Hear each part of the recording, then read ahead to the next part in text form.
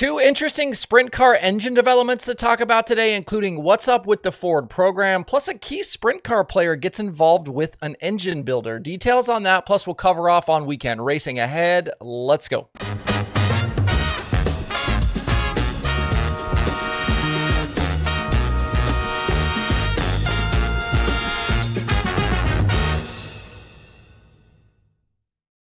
It's Thursday, October 30th. I'm Justin Fiedler. This is DIRTRACKR Daily presented by Kubota Genuine Parts.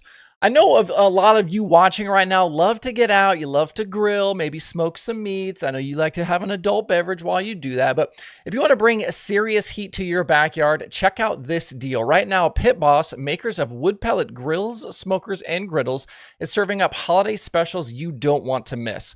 Whether you're decking out your pellet grill, upgrading your smoker, or grabbing the must-have accessories, they've got deals across the board. Imagine firing up a big wood pellet cooker with all the latest gadgets, or topping off your setup with premium grill covers and accessories, all at very nice discounts. These specials mean more flavor, less spending, and more time enjoying your cookout. Head over to dirttracker.com/pitboss. That's dirttracker.com/pitboss, PITBOSS, to dive into the specials collection while the deals last. You can save up to 60% on a big assortment of items. If you're serious about barbecue, make sure you check out Pit Boss. I want to talk a bit about sprint car engines today. Back in the spring, I did an episode about how difficult it can be to buy a sprint car engine these days. And when you're able to get one, even get a builder to sell you one, there are often very long lead times. I heard stories of team owners offering cash up front for multi-engine orders and still being told no by some of the main engine builder players. And there are other builders who have exclusive deals with teams to only supply 410 engines for their cars and nobody else. That episode got quite a bit of attention, and 6 months down the road, there have been a couple of interesting things to talk about, some changes, some developments here that I want to spotlight. The first is the future of the Ford 410 engine. Back in March, we watched Tony Stewart Racing have a public breakup with the Ford piece, and we were told at some undetermined future date there could be a return. Obviously, a lot of us didn't believe that, and obviously we know now that's never happening, especially given the fact that TSR is absorbing Rico Abreu Racing. More on that here shortly.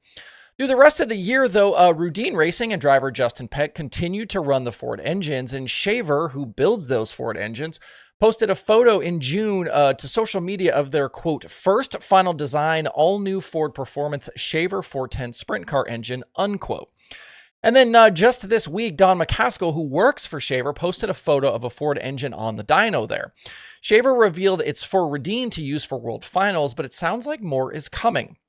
Dyno Don shared in the comments, quote, there are many folks dying to get their hands on this beautiful piece, and Ford Performance is close to being able to make that happen with the newly designed upgraded parts, block, heads, cranks, and rods, unquote.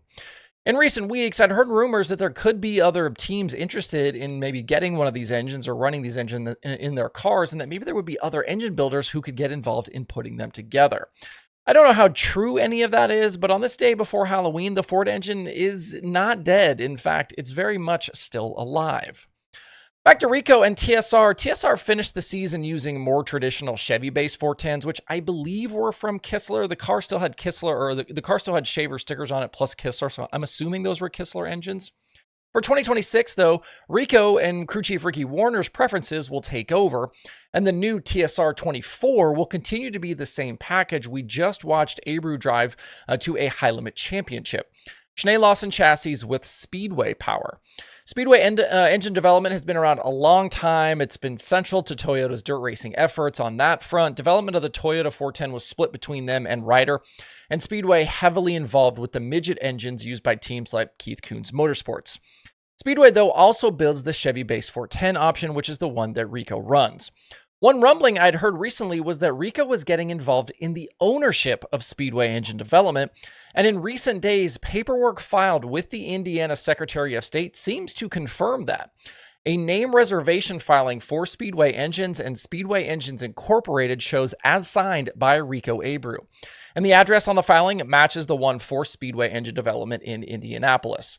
I'm not sure if it's difficult for Rico and Ricky Warner to get engines when they need one, but certainly one way to ensure that no future issues on that front is to own at least a portion of your preferred engine builder. And I guess maybe there could be another Rico Abreu running around Indiana, but I kind of doubt it.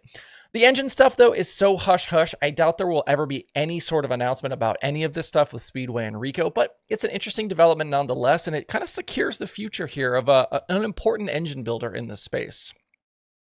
All right, let's talk about the dirt racing coming up this weekend.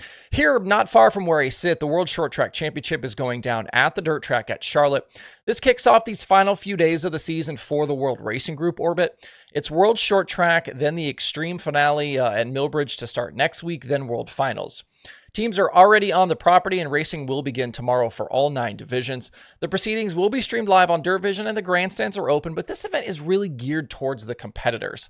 And for good reason. This is a big opportunity for more local and regional type racers to get on the big stage and race at Charlotte. There's some big names racing, don't get me wrong. That includes Drake Trotman running a modified, and guys like Ross Bales and Shane Clanton are running crate late models. But this weekend is really for the racers. And you'll also even see WRG CEO Brian Carter race in a Northeast Pro Stock. He does this regularly. He runs at World Short Track, Super Dirt Week. We've seen that a bunch in the past. At last check, there were right around 500 total entries for the weekend, so a very good car count there. If you want super late model action, check out the National 100 at East Alabama. The finale is $30,000 to win. It will be live on Flow Racing, and some good names are expected to compete there.